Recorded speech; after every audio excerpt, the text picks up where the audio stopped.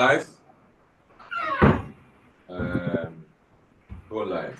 Okay. Right. So we're live. Thank you so much, gentlemen. We're live. The very first edition of the Pastors Roundtable in the year 2024. Okay. Thank you so much. If you're just joining us, this is the Pastors Roundtable, and we are mighty delighted to have you here with us.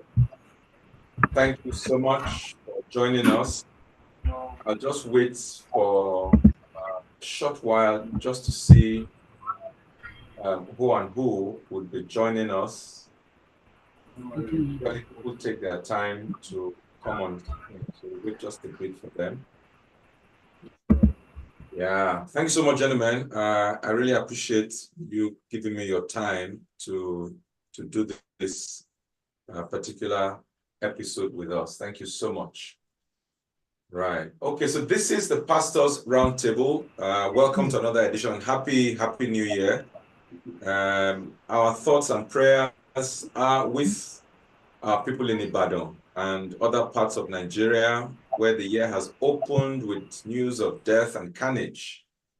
We pray that God will comfort all of them and then that He'll give our leaders wisdom and courage to do right for Nigeria. The Pastors Roundtable is a forum for pastors to come together to have what I call life-giving conversations that edify the body and glorify the Lord. I'd like to recommend that you please visit my YouTube page at a word in season _ and to see what we're doing in that place. My name is Noruwa Edokpolo and I am your host. I always like to add that the views expressed in this program are those of the speakers. All right, we are just representing ourselves. So if you know me in any other capacity, today I am Noruwa Edokpolo and speaking for and on behalf of Noruwa Edokpolo.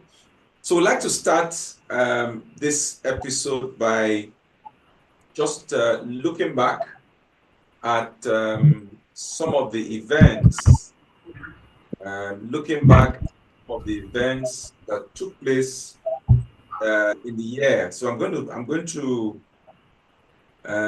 share my screen, and I want to show you just some snippets of 2023.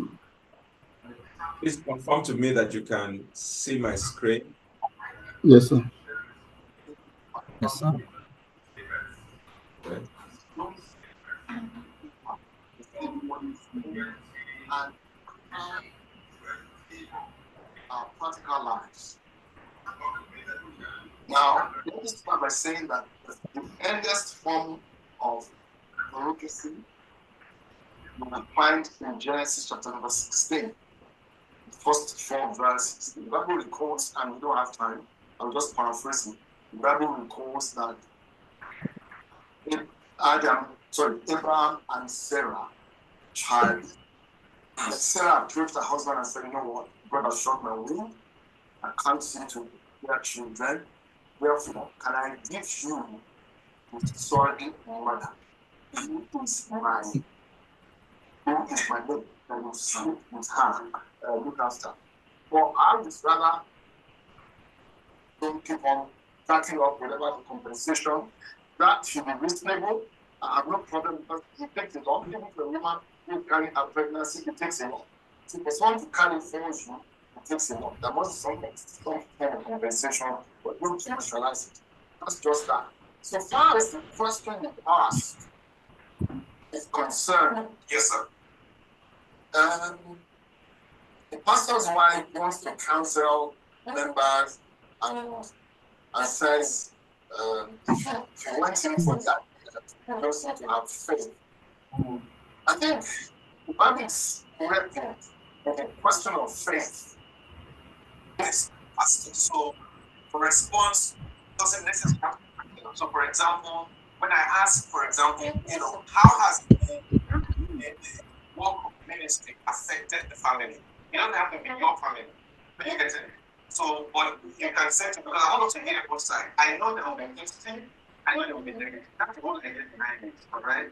But some pastors listening to us now who are on the wrong trajectory and not aware. All right. So, what impact? I mean, it doesn't have to be your personal story. I like to hear the positive first, and then the negative, so that we can be aware. How has this being a pastor's wife, has it affected the family, or how does it affect the family?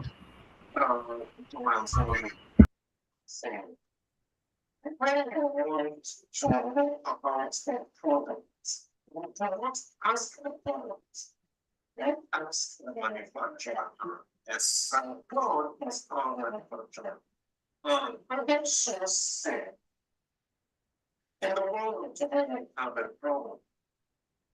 The problem is trying to reach the so you are speaking as somebody that is good, created, the investigated mind. So you have the button.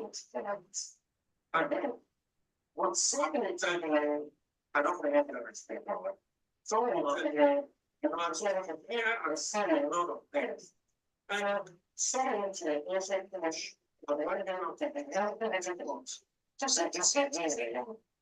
So this is never returned to him. I said to him, don't propose to him on Sunday. And he told me this same thing. I told her, any already attending on Wednesday. It's a real part. Oh, wow. Well, that's not the author of position. Oh, wow. I said, but I don't know. And then we want to be all around. You said, we don't know. I don't know. There's no what's in the program of saying I don't know.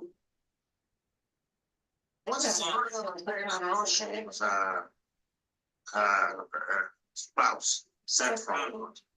And it's around someone now came up and said, I told her, look, if God was leading someone, that person is not likely to come and take the two others. That's the information that we've given you. Okay. So I know sometimes as churches we take our time to adapt to new technologies and stuff like that. But remember, if you've written a book, you've written a blog, that is, especially for OpenAI, if it was before 2021, you've contributed. AI is using your information to take our time.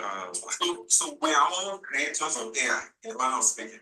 Yes. We are part of this, ecosystem of information. Yeah. So it's not from without. And look at now, I'm listening to what this. And then look at the past, and then say that I'm going to ask for them, let's take them out. What is it say? We're not speak for them, and then they need to be 9% to take your life. That's 10%. That's all. Yeah, go on. When someone is happy, okay, when they're happy, when they get something happy, and you don't have happiness, it's on them. We call it happiness. And when you're getting sleep in the night, you always is praise worship and dance. People make this very loud, and you are not able to reverse. You can be blind and do that, and go on and you have over the properties and people. You're socially disintegrated, strangers that you have never met. What is a burnout? Well, thank you so much, sir. I'd like to first appreciate you for the great work you're doing in the body of Christ, because honestly, the work you are doing for the Pastors Roundtable is very phenomenal. And I just believe that it is what we need in this season, because, like you said, what does the pastor go to when the pastor goes through pressure? When the pastor is shepherding a lot of people, but the truth of the matter is, there's always told about the pastor, but the truth is that the pastor in most cases doesn't really have it. But so we appreciate what you are doing. But really, what is burnout? Burnout basically means, I'll not describe it this way. You have the gas cooker. Now put something on top of it, the burner is burning, and suddenly there's no more fire there. People say, oh, maybe people shouldn't wear beard. I always tell people, people say, oh, don't put beard. Now let's go and say Jesus is beard and Moses is beard. Honestly, so sometimes you come up with these theories and assertions that really don't hold water. And at the end of the day, actually cause us to disengage with very, very creative. So many times we confuse scripture with culture. And that happens a lot. And so we have to be able to understand this scripture. And one way that God shared this, and one way that God spoke to us is we have to understand that God's agenda is greater than our personal bias. Oops. Yeah. God's agenda is way bigger than our personal bias. Myself, do we have or have we had an example of a nurturing leadership in Africa that, for example, we could look up to? Did we have one? Do we have one or one that bears resemblance? And you could say, yes, in the African context, so and so leader is an example of a nurturing leader. The closest example I can cite is Julius Nyerere. Julius Nyerere, though he failed in building Tanzania economically, but he succeeded in building them together as one people. And he made Swahili the common language that mobilized and galvanized Tanzanians. Now, even on today, and even till today, Nyerere or Mali. All right, thank you. That was just a short throwback to last year. I wonder which of those episodes or editions you found most impactful. Please share. It would be nice to hear from you. Now, if you're a regular listener to this program, you should know by now that we're a bit unconventional in our approach to issues. When we take on a topic, we try to deal with it truthfully, sincerely, without any inhibitions. And so today, our topic, we're going to adopt the same approach. We're looking at financial wisdom for the pastor. Now, we're looking at the issue of money from a slightly different perspective. Our focus is on the pastor and on his or her finances and how he or she can manage them better, how you can increase them. So whereas, when we talk about, money and from a church point of view, some of you might have expected that maybe we'll talk about the spirit of mammon, etc., etc. Yes, there's a place for that. But this is not the direction we're taking today. Rather, I'm focused on that individual pastor, and I'm asking myself, how can this man or woman increase their possibilities of becoming, so they can even do more for the work of God? There's nothing as good as when you raise an offering in your church, you are able to step forward and be among the first to contribute, okay? Today, we've assembled a panel of experts. We have a financial coach.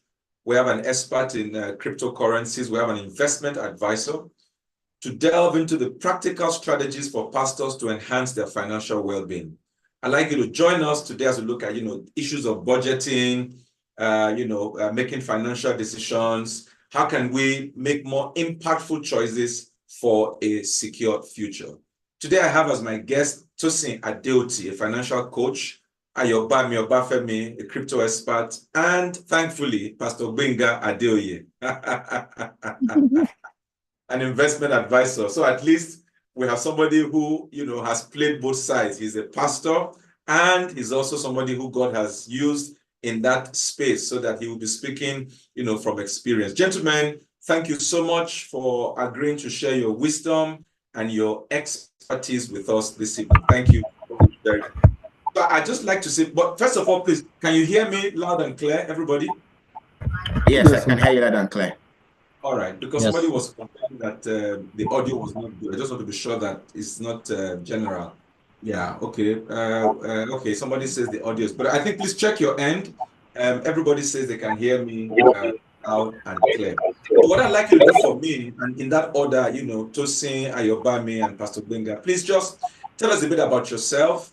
And, you know, as you introduce yourself, give us your opening thoughts on our subject matter, you know, for today, financial wisdom for the pastor. So Tosin will go first, and I.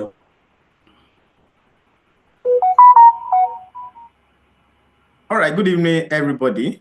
My name is Tosin Adeoti. Like the pastor has introduced, I'm a financial coach. I coach people on personal finance in order for them to live eventful lives.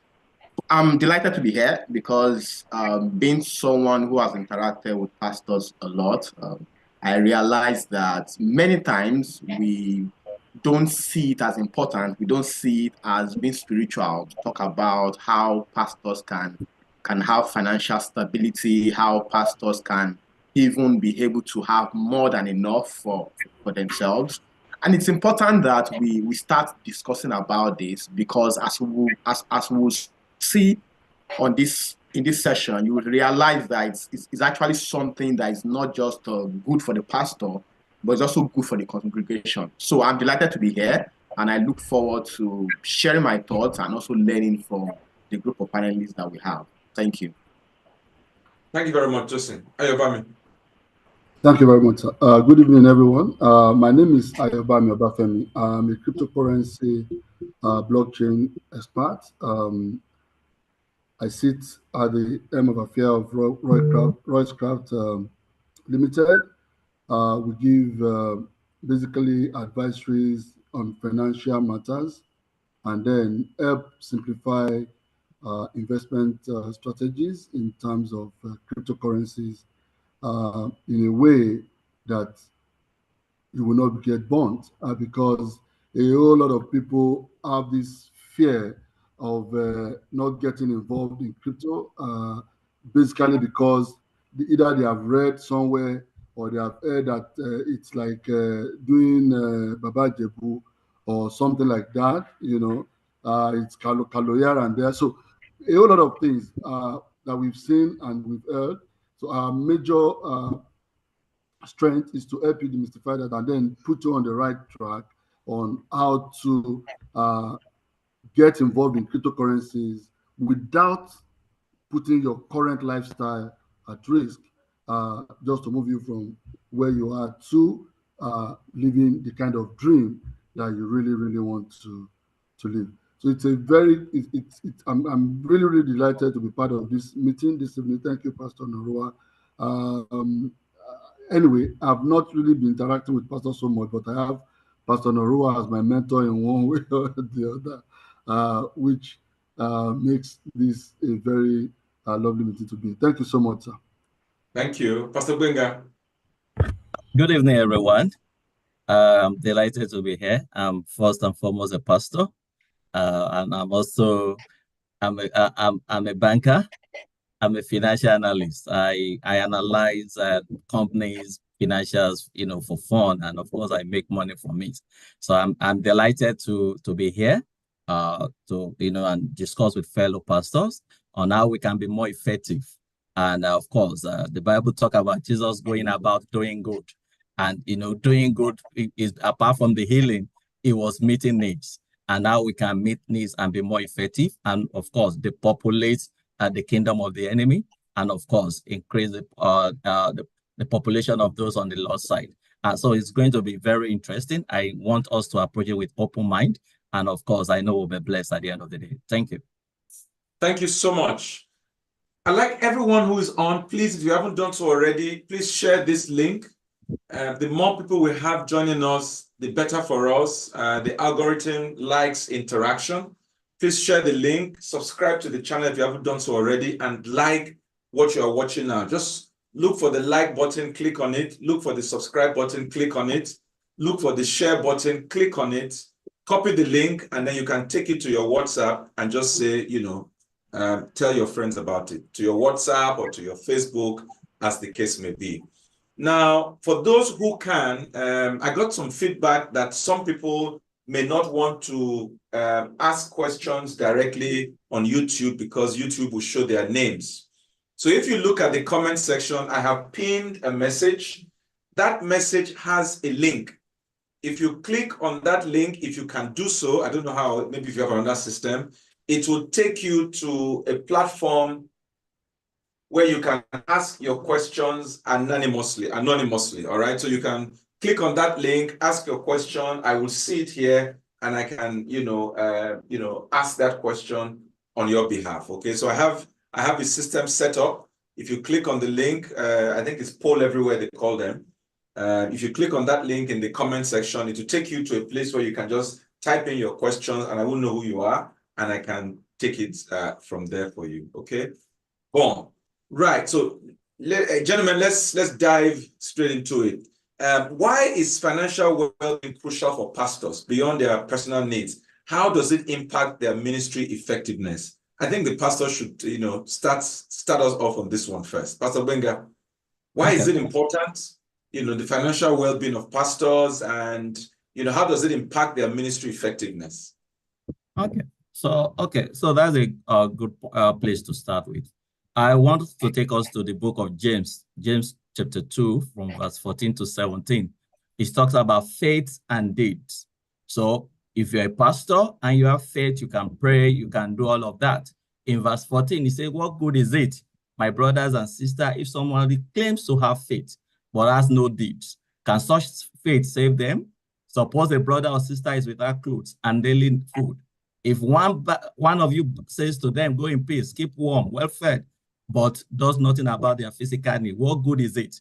In the same way, faith by itself is not accompanied by action, is dead. So what that means is that we need action. We need to support people as God help us. We need to show that Christ, of course, the Bible says he went about doing good. It was meeting needs. And as God help us, we should be able to effectively do this. Of course, if a pastor has money and you've called for maybe there is needs in the church, and you are the first person to, to show that you are committed to this and you have something, of course, it rub off on a lot of people and it motivates them. So it's, it's something that's, it's something we can do, and it's something God has a plan for us to do. The husbandman is the first partaker of the fruit. So this gospel that we preach is complete. It's complete. It covers prayer. It covers every aspect of the Bible.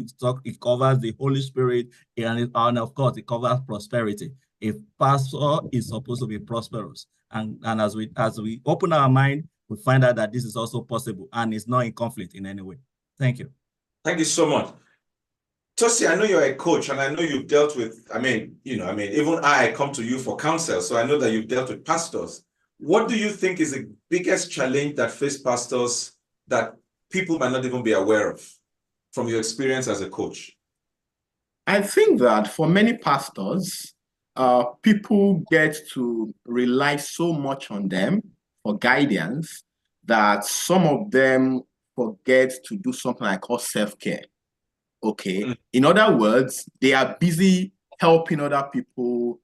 They are busy thinking about the flock, because again, the scripture talks about the pastors caring for the flock and being with them. But we also know that because pastors dwell in this hurting body, they also have their own needs that they should not neglect. But this happens. So they have financial troubles. They have, and they also have, a lot of them also have families that they need to care for. But a lot of congregations, they do not know this.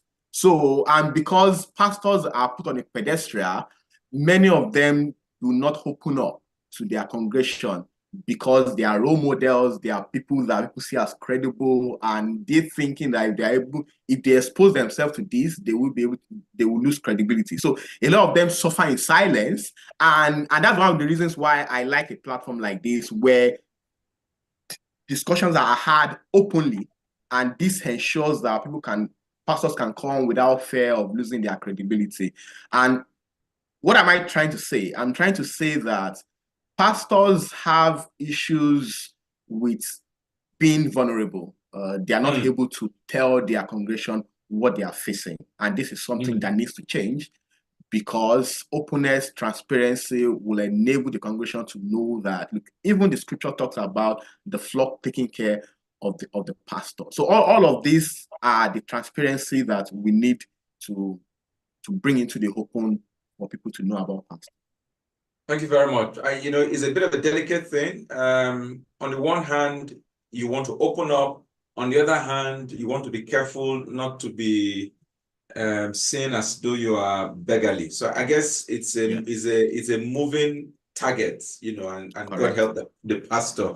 So how can the pastor strike a balance between managing their own finances and prioritizing the needs of the church? How can they strike a balance? Anybody, please, the floor is open. Okay, sir. I think for pastor to strike a balance, one, I think there must be what we call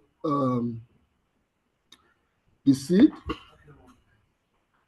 and the available funds to use in terms of, because a pastor, whether we like it or not,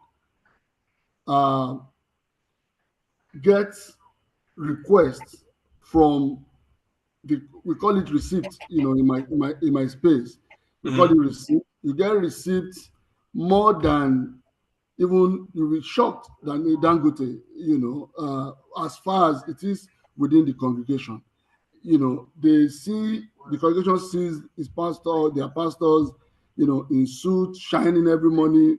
Whether there is money in the pastor's pocket or not, they don't know. And all they care about is, the pastor undone. So we need to move close and then, get the work. I must just go and meet the pastor about my problem. I've not paid school fees. I've not paid house rent.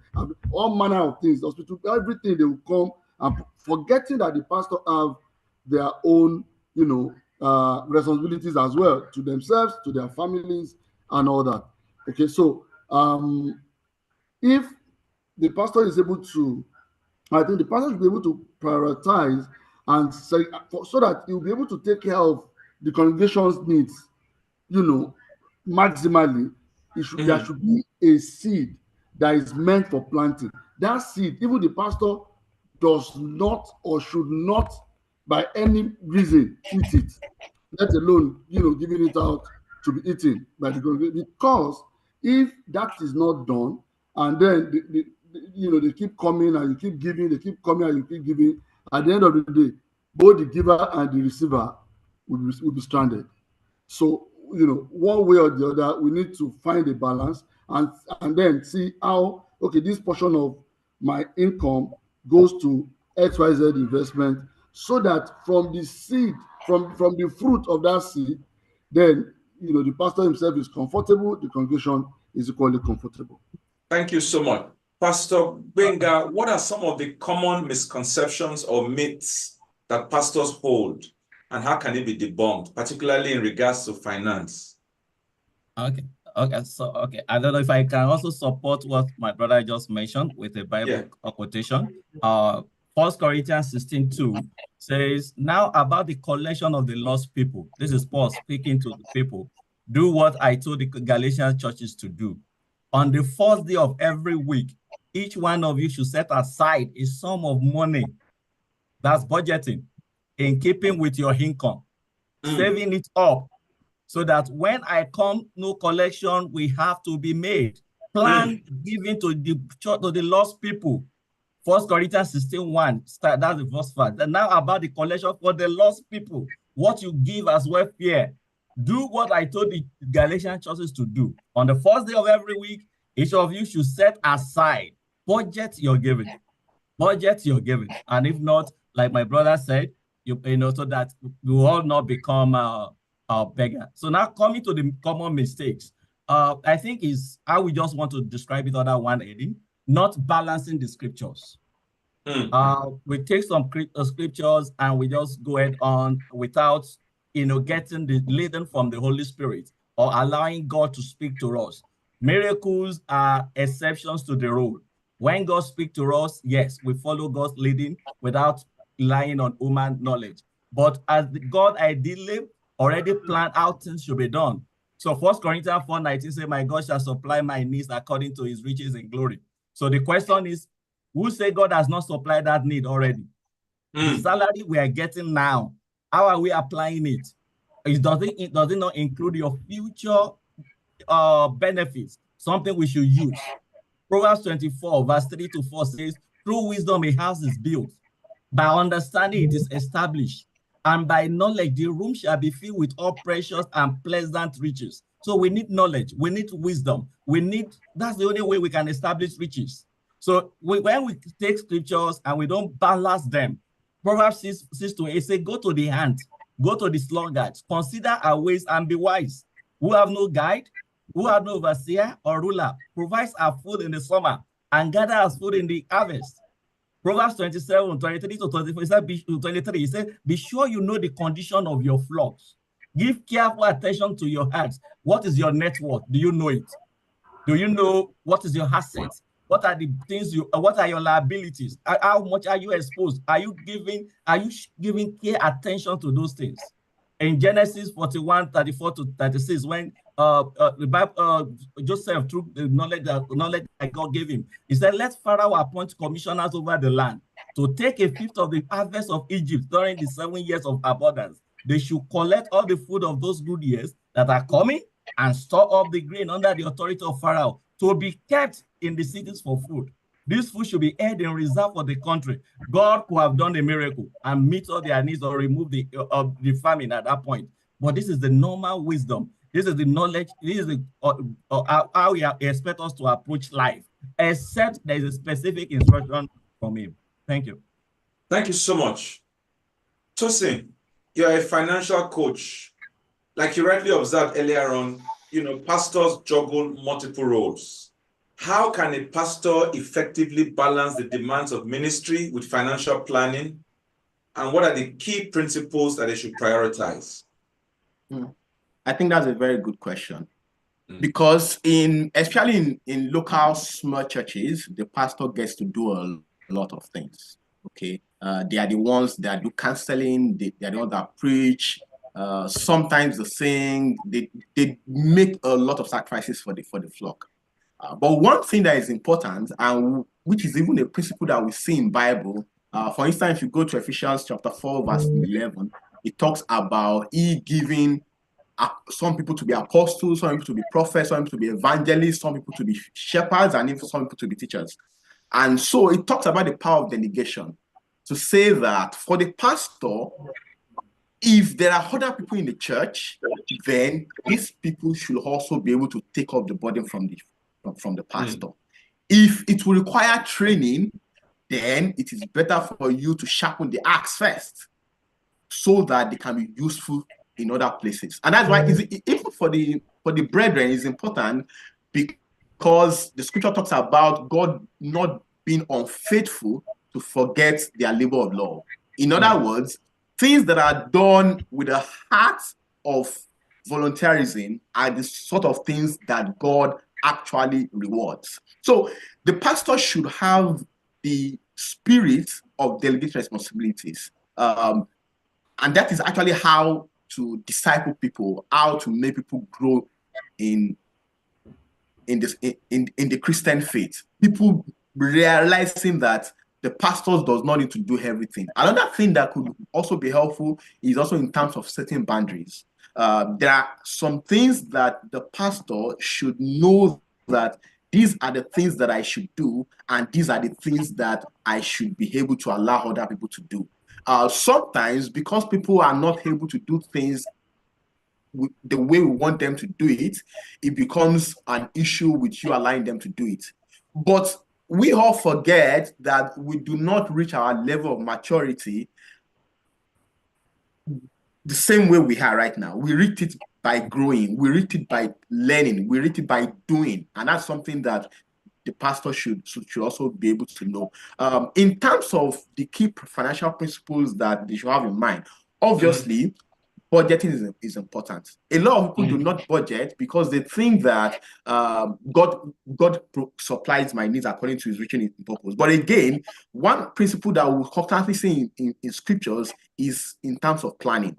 Okay, God planned to bring Jesus to earth. God planned for him to be born in a family. God planned that at a specific period, he's going to leave the house he was born. And God planned at a specific period, he was going to go to the cross and die. So that is planning. God is never against planning. And that is something that we also should imbibe. Another principle that is always good for pastors to have is something called an emergency fund.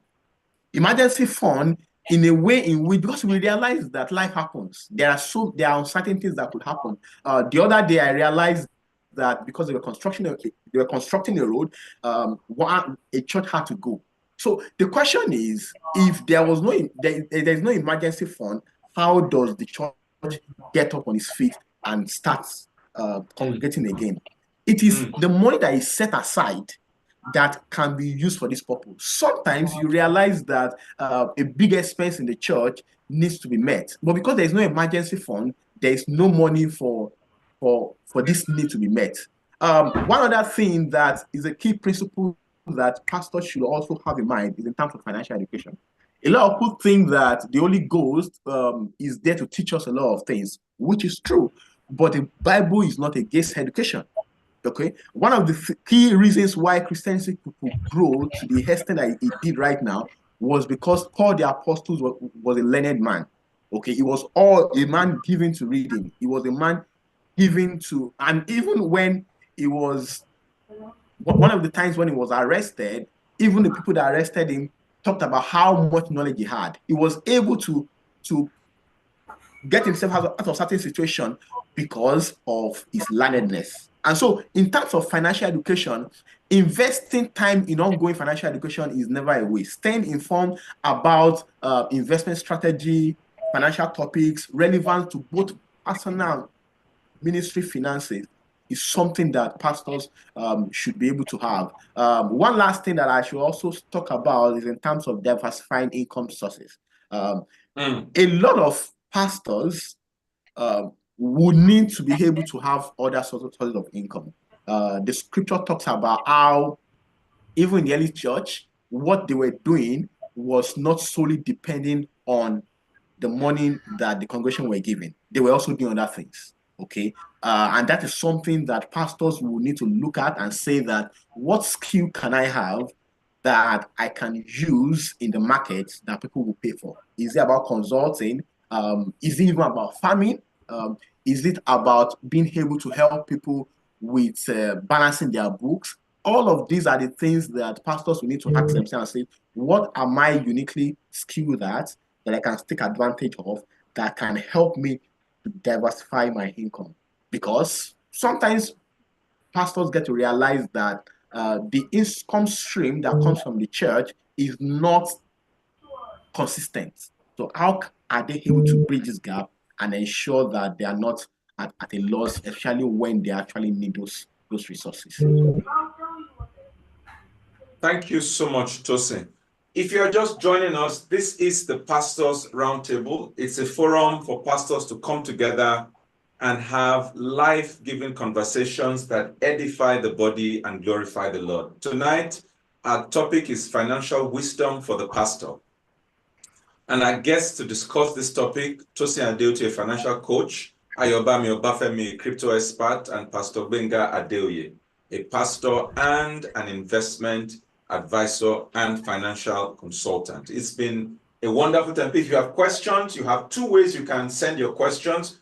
You can either type them straight into the comment section, right there on YouTube, or if you click on the pinned comment, you see a link there. It will take you to a place where you can ask your question anonymously so that I will not know who is asking. So, okay, somebody says, is this possible now, saving, savings 10%, investment 30%, charity 10%, expense 50%? Is this possible? Okay, somebody is asking, I guess that question is about how you break up your income. 10% for savings, 30% for investment, that's 40. Charity, 10%, that's 50. Expense, 50%, that's 100.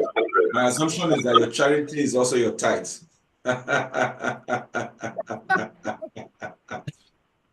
All right.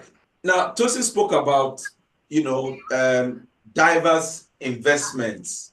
And so let's talk about an area of investment that many of us are afraid of. All right, cryptocurrency. Ayobami, what is cryptocurrency in such a way that a layman will understand it? All right, sir. Thank you so much. In a layman's language, cryptocurrency is money, but in digital form, Okay. controlled by a set of ledger which is built on the blockchain. It's as simple as that. Now, look at the ledger, like your statement in the bank. That is the ledger, that your digital money is, resides on, which is then the blockchain is now the bank, that is holding everything together. The only difference is this blockchain is decentralized. Anywhere in the world, anyone can pick it up as long as your transactions can be tracked. On the only thing is they may not know whose transaction it is, but it can be tracked anywhere in the world. It's open. Unlike, I cannot access your bank statement, I cannot access your bank, balance in, from the bank because it's centrally controlled. But this is decentralized. Everything is open, is in the open. It is not, the blockchain is not something that can be hacked.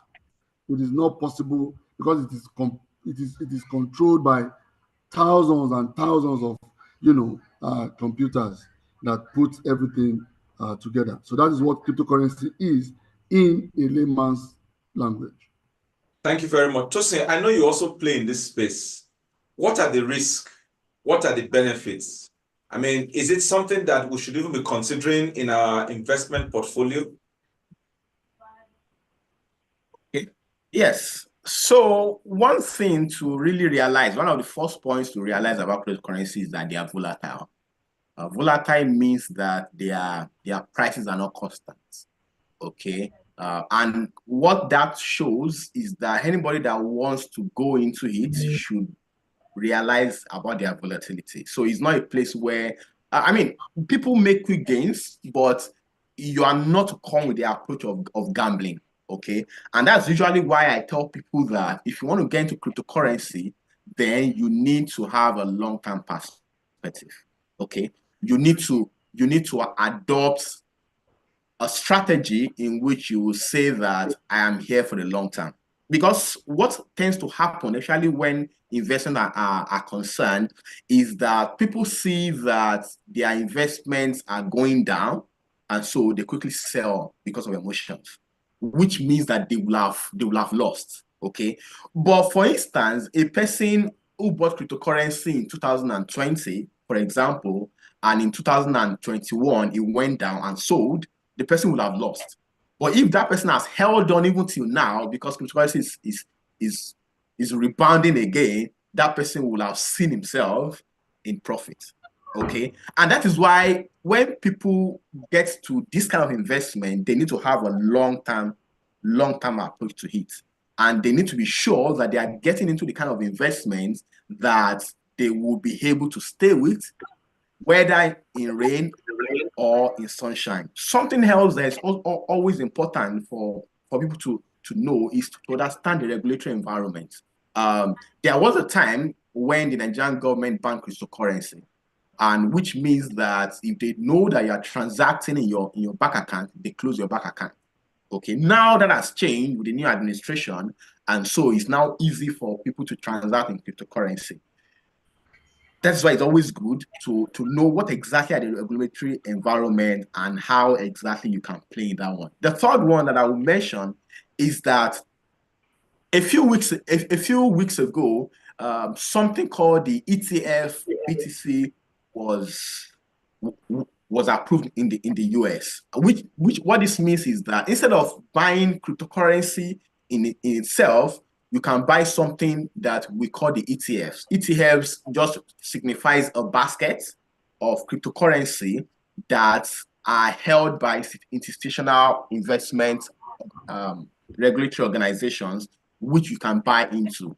Okay, so you don't need to actually buy this asset. You don't need to buy Bitcoin in itself, just like the ETFs that we have in the stock market, where you don't need to buy Apple as an asset class or buy ExxonMobil. You can buy into an ETF, and this can help you to be able to monitor your investment.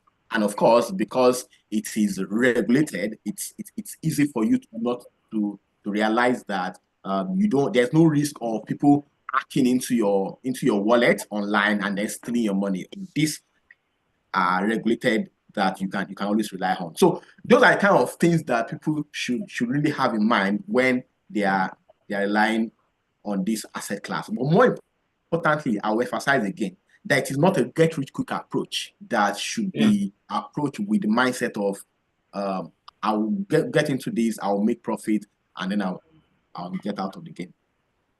Thank you very much. Ayobami, how, for fellows who are unfamiliar, where should they begin from?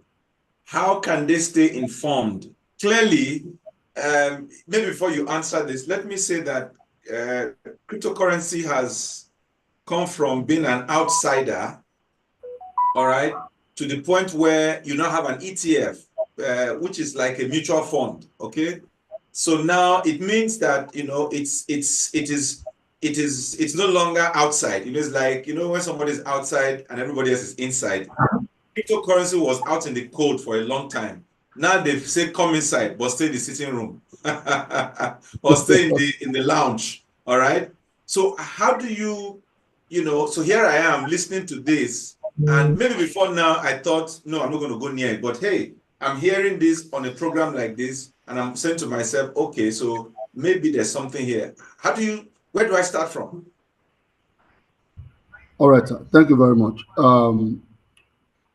Just like Tosin said, the ETFs that was approved made it kind of easy and more interesting for people to want to get involved with cryptocurrencies, especially now that they see institutions getting into it, government getting involved and all that. So it gives people this kind of assurance that yes, this has really come to stay. All right. So for anyone, what I tell my people basically within my community and people that I interact with on a daily basis is number one, for anyone that want to get into cryptocurrency. Again, I would say, Tosin mentioned it's not a get rich quick scheme. Yes, it is not Baba Jebu. It is not, gambling. All right. First, the person must be able to put, or people must be able to put their emotions into check. You cannot, otherwise, you buy high, you sell low, you see, another one they say is going up, you jump at it and start chasing, the price. That is not. So the first thing is for anyone to get involved, you must be educated. Educate yourself first. Understand the terrain you want to get involved in. When I started cryptocurrency investment in 2016, I was working at the time, but then I was doing it by the side. And I took my time to say, okay, what is this thing? How are they really making money, from this? Then I took my time, looked at it clearly. And when I got comfortable with it, I left my paid job to face cryptocurrency, full time. Then again, for someone that wants to get involved with crypto, the best approach is to start small. You don't know the terrain. You have $100. You want to try out with maybe a $20 and see, so that if anything goes wrong, you know that your life is not completely impacted. So you start small. Then wanting to understand what platform should he get involved with, what platform would it be? Because of course you need a trading portal or an exchange or a wallet to be able to use because they are virtual in nature. So you need to know, okay, which ones are the reputable platforms that you can use, part of learning, which part of the education, then you'll be able to diversify, should be ready to diversify your portfolio and see how well you can immerse yourself if you really want to get involved deeply in All right. cryptocurrency. Thank you so much. Pastor Benga, I know that you play in the more, what I might call regular markets. All right. Now, investing can be intimidating. What advice do you have for pastors who may be hesitant to start investing? How can they build a diversified and resilient investment portfolio? So I think the Bible is complete, and it keeps on giving us the right information. Ecclesiastes 11:2 says, "Invest in 7 ventures. Yes, in 8, you do not know what disaster may come upon the land." So I'm currently in 4, so I'm a work in progress. I'm a work in progress, so I need to get to it. I'm into farming, I'm into stock exchange. I have my normal, and I have other investment that I plan. And if you take a look at somebody like Dangote, is into salt, is into oil, is into cement, is into so many things. And that's how you can actually build wealth. We've talked about crypto, which is also a very good one. So we need to just take that bold step. We have not been given the spirit of fear. We have that boldness. So we need to start from somewhere. If you save money, you are losing. We're at the inflation rate of 28%. Whatever you save in naira terms, by the time you are looking at it the next day or the next month, you can't buy the same thing as you can buy currently. So, and for you to be able to, so savings is not the solution. If you put money in banks, maybe we'll give you 6%, 5%, you are losing value of what you can buy at any point in time. So we have no choice to take that big risk. And what is the risk? Risk is not meant to be avoided. It's meant to be mitigated, to be planned against. And of course, when you spread out your portfolio, you find out that no matter what is happening anywhere, you'll always be doing well. So what do you do? You must invest in every investment product. A bit of savings for emergency funds, a bit of stock market. Nigeria stock market has been performing so wonderfully well for the past 2 years now. I can tell you, even as a banker at the DGM level, what I've made this year, that is just 2 weeks, is about 60% of what I would make as a banker in a year. Wow. In the stock market today. This year, I'm not talking of last year, just this year, 60% of what I wake up every day to go to work, come back, you have the stress, have all of that. 1 year, I've made that within 2 weeks. 60% of what I paid and any income will be. And that is because over time, I've built up that that strategy. So I encourage people money there because it's volatile. It's not a permanent store of value. So it continues to be volatile, but in the long run, you will reap it. Put your money in the stock market, but for you to put in the stock market, get in touch with investment advisors.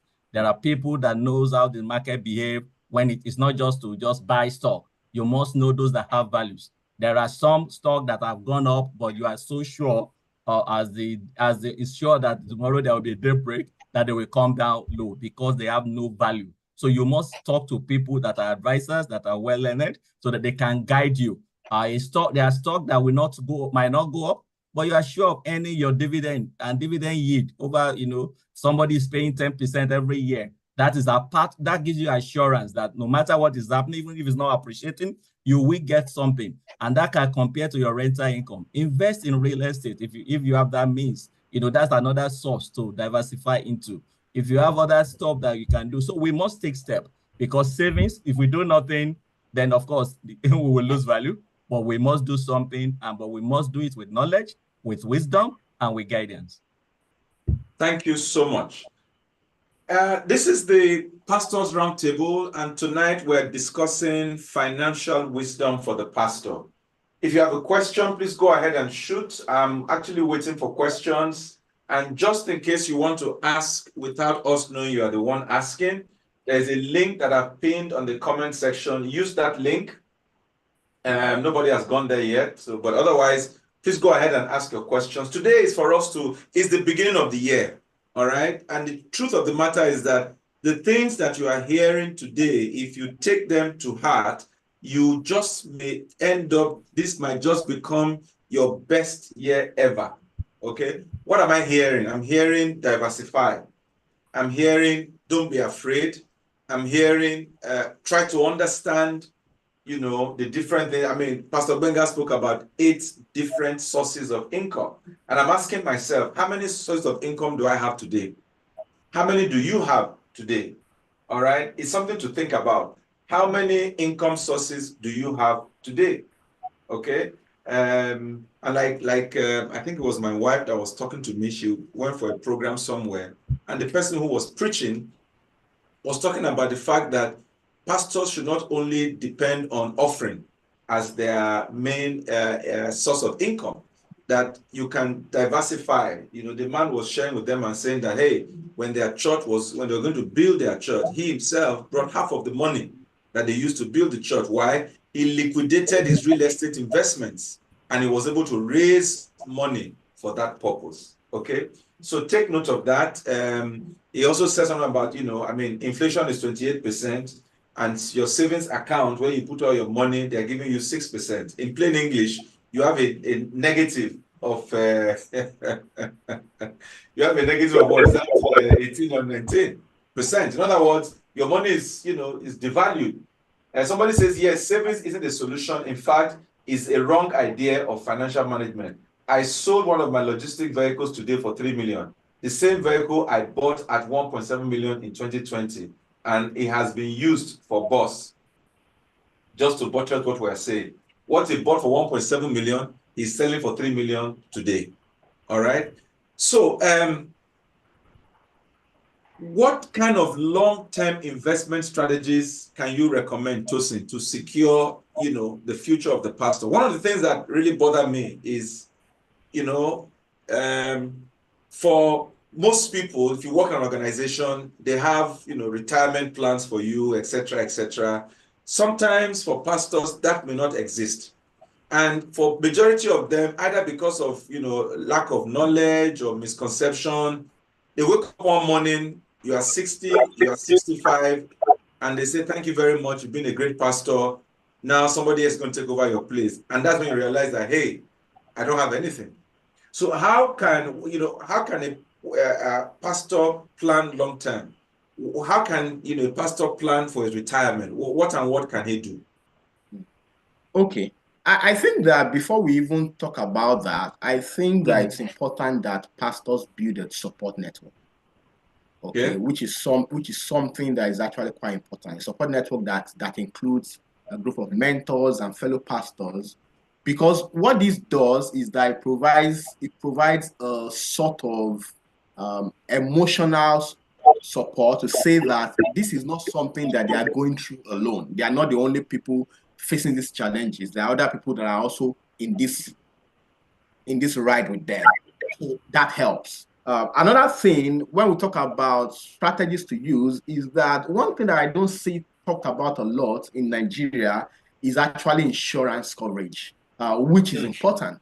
Okay, we need to start developing an attitude to insurance, knowing that insurance, like health insurance, you'll be surprised. In fact, a research shows that about 25% of the entire sum that we spend in healthcare is actually spent in the last 3 months that we are alive in the hospital. Okay, and if people, we all pray for good health, but we still know, and we've seen people who have issues with their health and they needed to start running a cascator. But having health insurance helps. Things like life insurance also helps, because while you're also planning, you also need to be planning for what happens when you're no longer here, what happens to our spouses, what happens to our children. All of these things are the things that insurance helps with. And it doesn't really take a hammer and a leg to be able to get into some of these coverages. And so it's important that we look at what options are available and for us to take advantage of it. Now, more into the long-term approach. I like what Pastor said about savings being a loss. And one of the things that I tell people is that in this age of globalization, you can be in Nigeria and actually invest in dollar assets, which a lot of people do not really know. You can be in Nigeria and actually invest in the stock market abroad. Okay, you can invest in fixed income abroad. So we all know what the dollar rate is right now to the naira. In fact, it's been said that if all you did as investment is in 2014, 2015, you just bought all the savings that you have, you bought in dollars, and you keep it under your bed sheet, you will have made more than 200% right now. Wow. Okay. Yeah, I mean, you don't do anything. All you just did was to do the savings that you have for your long-term planning and just invested in dollars. You'll have made a lot of money. Even better, you can put this money in dollars and still earn interest on it. Okay, you can earn as much as a fixed income dollar rate of 8%. Okay, if you invest in the stock market, especially in the ETF S&P 500, on average it has generated 10% annually.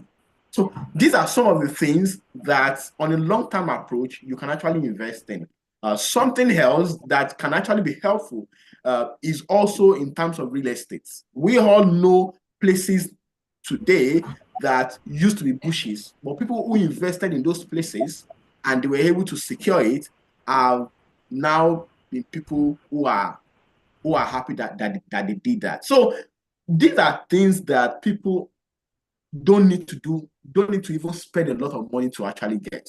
Okay, there are regulated investment vehicles that people can invest as little as 10,000 naira to even start.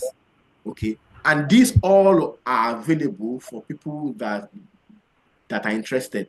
We've talked about crypto as something that people can invest in. There are fixed income that people can invest it in dollars. There's real estate that they can invest in. Pastor already talked about the stock market in Nigeria.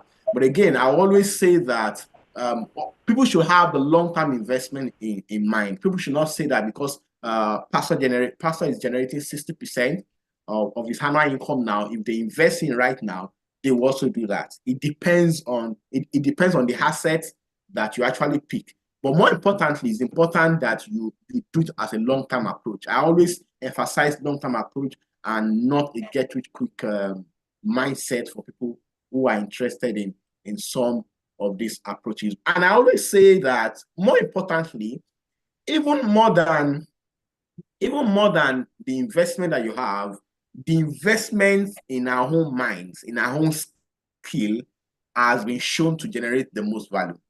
Okay, what do I mean?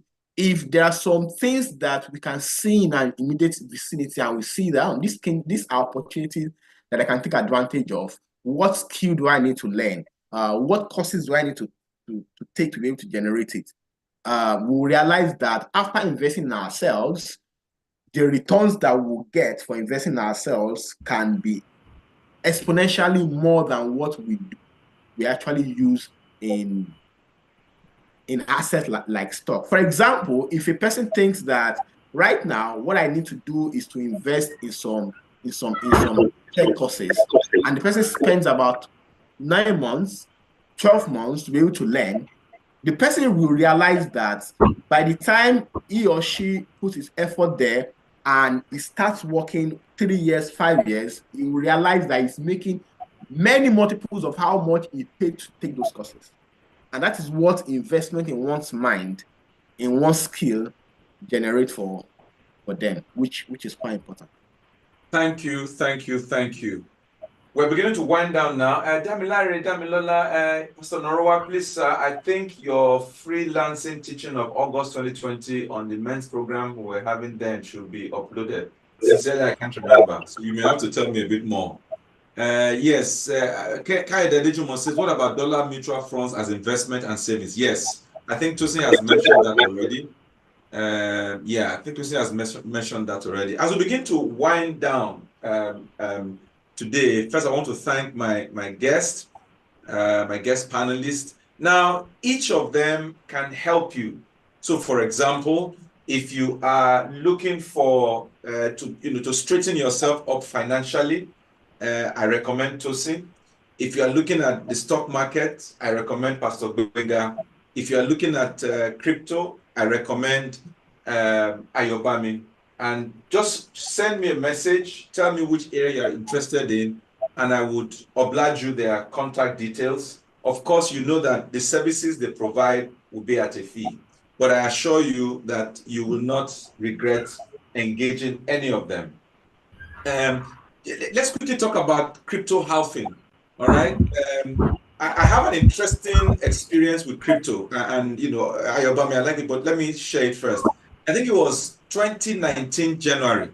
Okay, and I don't know who spoke to me. Maybe it was even you about crypto, and I was, oh, come on, what are you talking about? At that time, Bitcoin was $500, and I watched on my computer as Bitcoin moved from $500 to $63,000. Of course, it crashed after that. But what I find amazing is that I was watching it and I was like, this is not possible. It's not true. And I saw it, and later on, I got to know that there's what they call Bitcoin halving. So I would like you to speak on it, and also Tosin, I know that both of you are, you understand that. So what is Bitcoin halving? What does it mean? What is its impact on the market? Go ahead, sir. All right, thank you so much, sir. Bitcoin halving is when the supply of Bitcoin is cut in half, and this happens every 4 years. Now, the moment this happens, cryptocurrency runs in cycles. We have the bull cycle, we have the bear cycle. Okay, so the bull cycle is represented by the Bitcoin halving. The moment the Bitcoin halving happens, then the supply of Bitcoin to the market reduces by 50%. And this event is going to end in the year 2140. All right. I'm not sure anyone on this call will still be around, by that time. Okay. So now, when the Bitcoin halving takes place, every other thing, within the ecosystem, the cryptocurrency ecosystem, begin to take a jump. Of course, not immediately. I think I've seen two bull cycles in the crypto market right now. The 2021 after Bitcoin got to 20,000 in 2017, it came back down to around $3,500 in 2019, 2020, thereabout, before the halving.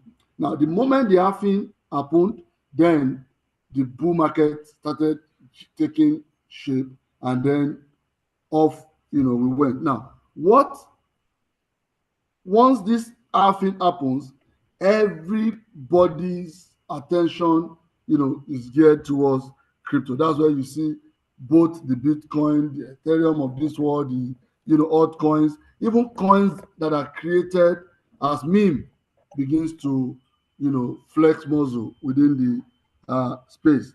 All right. So I give an example of my experience as per the last Bitcoin bull cycle created by the last Bitcoin halving. There was a coin that one of our institutes recommended for us, because we have different institutes that my community, worked with. So at that time, we were given Polygon Matic to buy. I put in 1,000 into Polygon Matic, and of course, the halving had happened. Everybody is looking for, because again, most people that will be coming into the market after the halving, what they are looking for is low gems. Not very many people have that financial capability to buy one old Bitcoin, two old Bitcoin, and because you need your financial status to move, then like every other person within the space, they start looking at other coins that are not, highly priced, and then their market capitalization is still very low. We got into Matic, and within 8 months, Matic was 0.018 at the time we got into it. And then 8 months down the line, Matic was selling for $2.75. And $1,000 rose to $128,000 within a short period of time. Now, please don't get me wrong. It doesn't happen like that at all times. It was because of the season. Because, of course, the halving had happened, the bull run is here, then every other thing, and again, Ethereum being a layer 1, and then we have Matic being a layer 2. Transaction fee on Ethereum was going out of hand because of scalability issues, and then Polygon Matic came on Ethereum to cushion the effect of gas fee that people pay for swapping on dexes and all of that. So the halving generally makes the market to enter a bull cycle, and then everybody is able to profit from it on the long run. Thank you very much. Just you want to weigh in on this as we begin to round up? So I'll make it very short. And now cryptocurrency, the biggest player in the cryptocurrency market is Bitcoin. Okay. And then the supply of Bitcoin is 221 million naira and 21 million coins. So what happens is that every 4 years, there is a reduction in the reward that is given to those that generate Bitcoin. Bitcoin generation is a complex process of getting computers to work and provide that. So what now happens is that once the reward of generating blocks into the blockchain system is reduced, it means that there will be less incentives for people to actually bring blockchain, the coins that they will need into the blockchain. And what that happens is that what we have right now that has been generated will now, the price will skyrocket. So it means that there will be limited amount of Bitcoin that people will be willing to buy. What that does is that, of course, we know that in economies, if the supply is not much and the demand is high, it means the price will go up. And right now, we've had halving of the Bitcoin 3 times. We've had it in 2000. We had it in 2012. We had it in 2016. We had it in 2020. Right now, the next one will be in 2000. Will be around April 2024. Yeah, so it means that at that time, we expect that the price of Bitcoin will go up. And because Bitcoin is the biggest player in the market, all the other coins too would follow that. So we should expect that by the time we are in April, May, the price, and in fact, in anticipation for that to happen, we expect that the price of Bitcoin should happen. But like I always say that people should not see this and then start throwing in everything that they have. There's always a word of caution to say that, look, this is not financial advice. We're just talking to you based on what we've seen historically. Thank you so much. Thank you so much, ladies and gentlemen. Somebody says, I just joined, and I'm not sure if this was mentioned, but I strongly, every pastor consider whole life insurance, yes, with long-term care and benefits, including as personal bankers. Yes. We've spoken about that. I like what Tosin said earlier. He said, build a support network. Think about health insurance. Think about life insurance. Ladies and gentlemen, thank you so much for joining us again this evening at the Pastors Roundtable. I want to thank my panelists once more, Tosin Adeoti, Ayobami Obafemi, and Pastor Benga Adeoye. I will be glad to send you their details. Just a few announcements from me before we wrap up. The first one is that I am starting a mentorship program for men. I call it the Men of Valor. All right. It's a 1-year program, purpose-driven initiative exclusively for married men, aiming to empower them to lead their families with unwavering strength, integrity, and wisdom. All right. So if you're a married man and you want to get better at, being a father, a husband, a provider, as the case may be, you want to consider joining the Men of Valor Mentorship Program. I would have more information, I'm sure, by the time we're having our session again next month. I just want a few people, maybe about 20 or less, and we're going to be together for 1 year. We've done this now a couple of times. This will be the third run, I think, if not the fourth. And it's a wonderful program, and those who have been in it have stories to tell. I will share more with you as we get closer. Next month, by the grace of God, 21st of February, 8 p.m., if Jesus tarries, we'll gather again at the Pastors Round Table.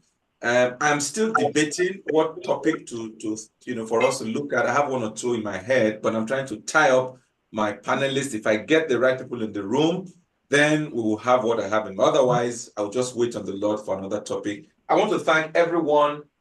Somebody says, I need financial management advice. Yes, you can get it. Yes, you can get it. You just need to send me a DM after now. You can send me a message after now, and I will be able to link you up with any of our guests that we have today. I will share their contact details with you, and then you can refer to the one that you think best suits your need. Thank you so much, Tosin. Thank you so much, Ayobami. Thank you so much, Pastor Benga. It's been another wonderful, wonderful time looking at this topic of financial wisdom for the pastor. Pastors and everybody who has listened, I really pray that your financial story will end on a much better note by the end of this year.